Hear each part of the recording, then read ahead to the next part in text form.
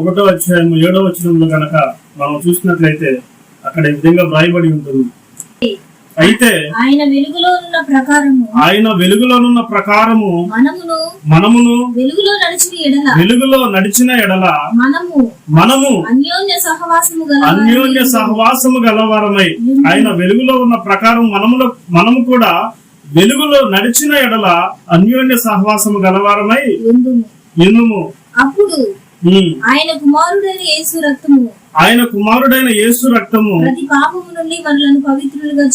పాపముల నుండి మనలను పవిత్రులుగా చేయును. మనము పాపము లేని వారమని చెప్పుకొనిన ఎడల మనలను మనమే మోసపుచ్చుకుందాము. హల్లెలూయా. దేవుని నామానికి మహిమ కలుగును గాక. ఆయన పరిశుద్ధుడైనటువంటి దేవుడు కనుక మనము కూడా పరిశుద్ధులై ఉండాలి. హల్లెలూయా. దేవుడి నామానికి మహిమ కలుగును గాక. పరిశుద్ధత అనేది చాలా ప్రాముఖ్యమైనటువంటి విషయం అండి. ప్రతి ఒక్కరము కూడా ప్రతి దినము కూడా అనుసరించవలసినది ఏమిటంటే పరిశుద్ధత. ఎందుకనంటే నీవు నమ్మినటువంటి దేవుడు పరిశుద్ధుడు. నా యందు పాపం ఉన్నదని ఎవడు స్థాపించునని లోకమునకి ఒక సవాలుగా విసిరినటువంటి దేవుడు. పరిశుద్ధత విషయంలో ఎటువంటి రాజీ లేనటువంటి దేవుడు ఒకరున్నారు, ఆయన నజరేయుడు అనేటువంటి యేసుక్రీస్తు. ఈ దినమున మరి ఆ పరిశుద్ధతను నీవు కలిగి ఉన్నావా లేదా? మనలో గనక పాపము లేదని మనము చెప్పుకుని ఎడల మనలను మనమే మోసపుచ్చుకుని వారం అవుతామంట ప్రియులారా. కాబట్టి నీతిమంతుడును పరిశుద్ధుడును ఈ లోకంలో ఒక్కడనూ లేడు. కాబట్టి పరిశుద్ధత అనేది చాలా ప్రాముఖ్యమైనది.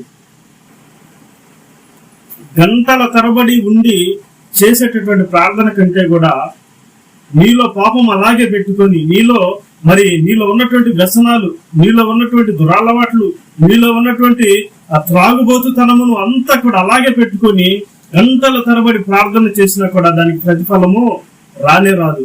కానీ పరిశుద్ధత కలిగి ఉండి దేవునితో ప్రతి దినము సహవాసమును కలిగి ఉండి నీవు గనక మొరపెట్టినట్లయితే, కన్నీటి ప్రార్థన చేసినట్లయితే, నీవు గంటల తరబడి చేసినటువంటి ప్రార్థన కంటే కూడా పరిశుద్ధత కలిగి ఉండి 5 నిమిషములు మొరపెట్టినటువంటిది దేవుడు వెంటనే ఆలకించి దానికి సమాధానమును అనుగ్రహిస్తాడు. అటువంటి శక్తి, అటువంటి ప్రాధాన్యత దేవుడు దానికి అనుగ్రహిస్తాడు. అందుకని ప్రియులరా, ఈ పరిశుద్ధత అనేది చాలా ప్రాముఖ్యమైనది. హల్లెలూయా. కాబట్టి మనందరం కూడా పరిశుద్ధత కలిగి ఉండాలి. దేవుడి నామానికి మహిమ కలుగును గాక. మనము నమ్మినటువంటి దేవుడు ఏ విధంగా పరిశుద్ధతను కలిగి ఉన్నాడో ఆ విధమైనటువంటి పరిశుద్ధతను ప్రతి ఒక్కరూ కలిగి ఉండాలని ఆయన కోరుకుంటూ ఉన్నాడు. దేవుని కుమారుడు అయిన నీవు, దేవుని కుమార్తెమైన నీవు, దేవుని బిడ్డలుగా జీవిస్తున్నటువంటి నీవు కూడా ఈ పరిశుద్ధత కావాలి కంపల్సరీగా. ఈ పరిశుద్ధత అనేది చాలా ప్రాముఖ్యమైనది. పరిశుద్ధత లేకుండా ఎవరు ప్రభువును చూడలేరు. పరిశుద్ధత లేకుండా స్వస్థత అనేది రాదు. పరిశుద్ధత లేకుండా విడుదల అనేది రాదు. పరిశుద్ధత లేకుండా మనం విశ్వాసములు నడవలేము. మన పరిశుద్ధత అనేది లేకుండా దేనిపైన కూడా విజయమును సాధించలేము.